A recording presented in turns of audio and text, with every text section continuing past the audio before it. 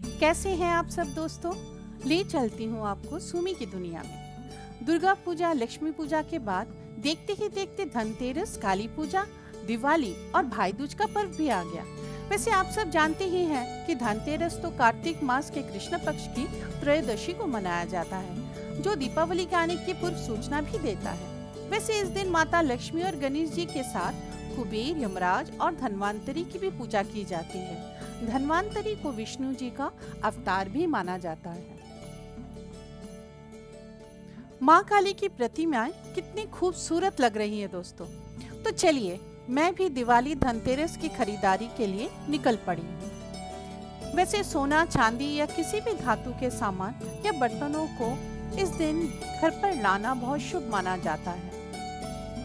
दुकानों में तो इतनी सुंदर मूर्तियां थी कि मुश्किल हो रहा था कि कौन सी मूर्ति को चुने। जो भी हो, आखिर में एक मूर्ति पसंद आ ही गई।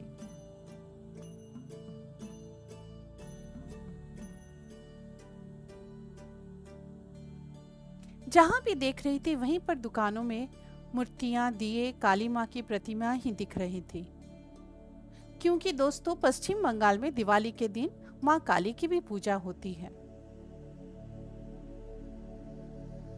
मिठाइयाँ देखकर तो किसी का भी मन खाने को ललचा उठेगा, क्यों है ना दोस्तों?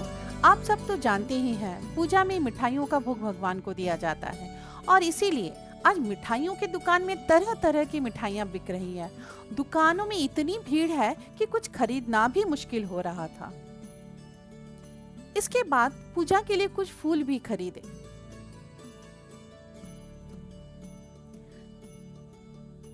फिर चल पड़े पटाखे खरीदने। दिवाली हो और पटाखे ना खरीदा जाए, ऐसा तो नहीं हो सकता। हमने भी कुछ पटाखे खरीदे। इन पर्वों के समय दुकानों और रास्तों में लोगों का एक जमघट सा रहता है। चारों तरफ दुकानों को भी लाइटों से बहुत खूबसूरत तरीके से सजाया गया था।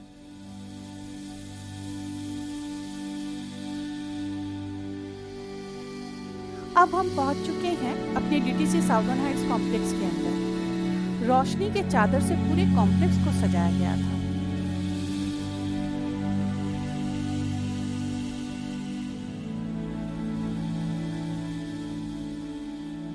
सामने क्लब को भी रोशनी से सजा दिया गया था। जहां भी नजर पड़ रही थी बस रंग बिरंगे रोशनी ही दिख रही थी।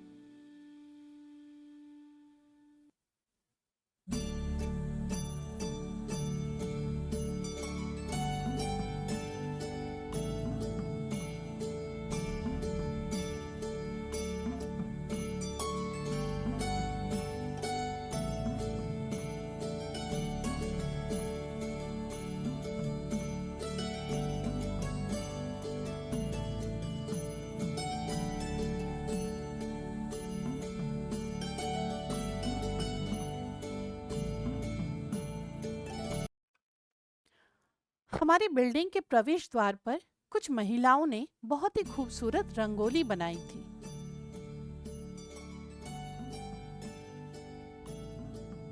मैंने भी पूजा करके मिट्टी के दियों से अपने घर को रोशन किया। ऐसा मानना है कि मिट्टी के दियों को जलाने से घर में सकारात्मक ऊर्जा आती है। लेकिन आजकल तो दोस्तों कैंडल्स भी जलाते हैं।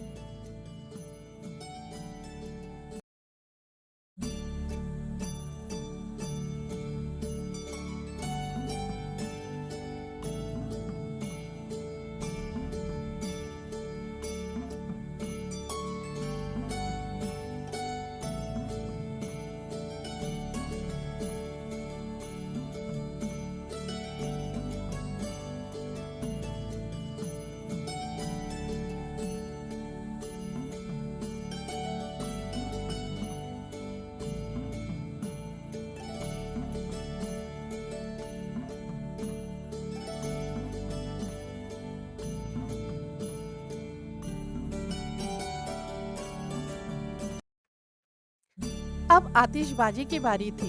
चारों तरफ पटाखों की आवाजें गूंज रही थी और चरखी अनार जलाने से चारों तरफ रोशनी ही रोशनी थी। आतिशबाजी, क्या आप जानते हैं दोस्तों, ये आतिशबाजी की परंपरा वैसे चीन से आई है उनका ये मानना है कि पटाखों के शोर से बुरी आत्माएं, नकारात्मक विचार और दुर्भाग्य दूर होते हैं। तो हम सबने भी मिलकर पटाखे जलाए। याद रखिए दोस्तों, पटाखे जलाते समय सावधानी रखें।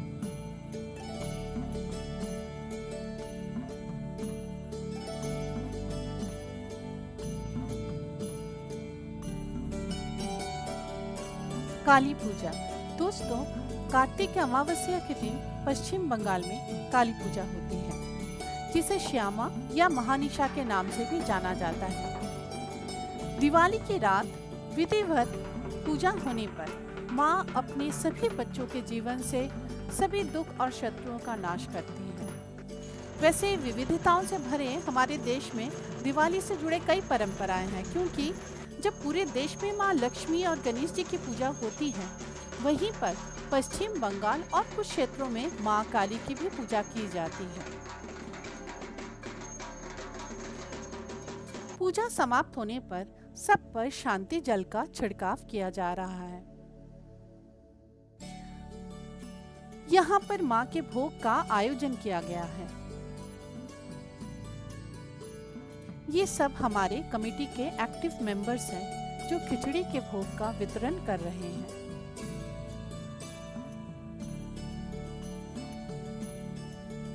तो हम भी खिचड़ी लेने लाइन में खड़े हुए।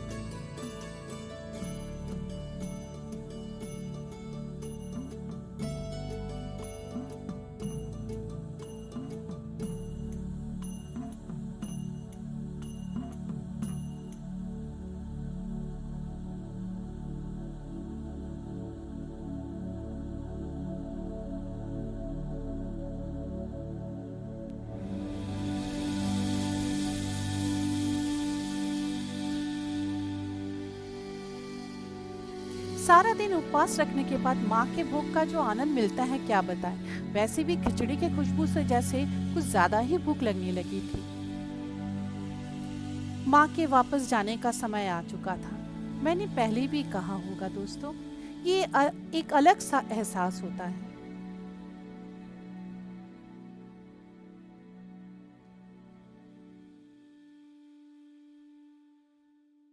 माता के विसर्जन पर मन भारी सा हो ही जाता है। माँ के फिर से अगले साल आने का इंतजार करेंगे। अभी तो बस माँ से यही प्रार्थना है कि अपनी कृपा सब पर बनाए रखें।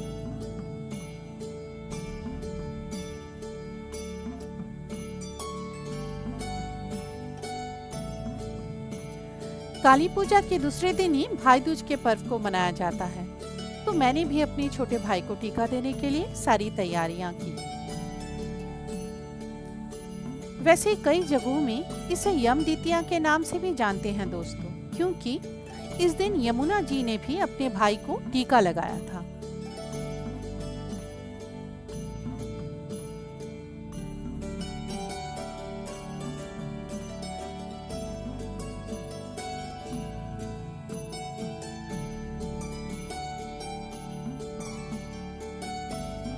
इस दिन बहन अपने भाई के लंबी आयु और सुख समृद्धि की कामना करती है।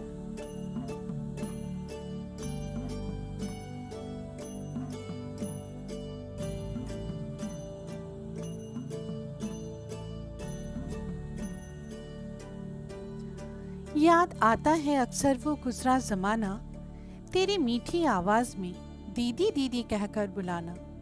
ना हो कोई दुख तेरे जीवन में मेरे भाई, हे ईश्वर तेरी कृपा हो सदा मेरे भाई पर।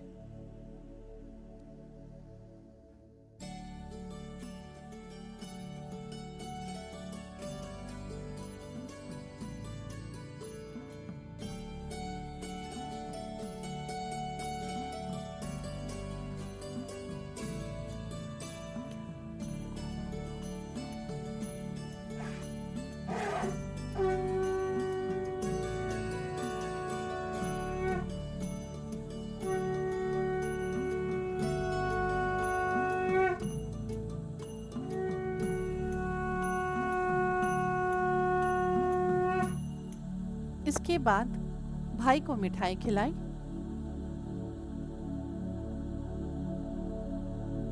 और फिर कुछ पुरानी बातों को याद करते हुए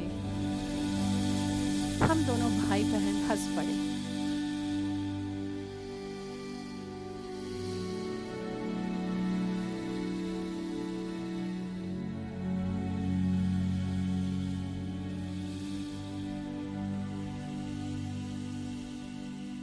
इसके बाद मेरी माँ ने भी अपने भाई को टीका लगाया।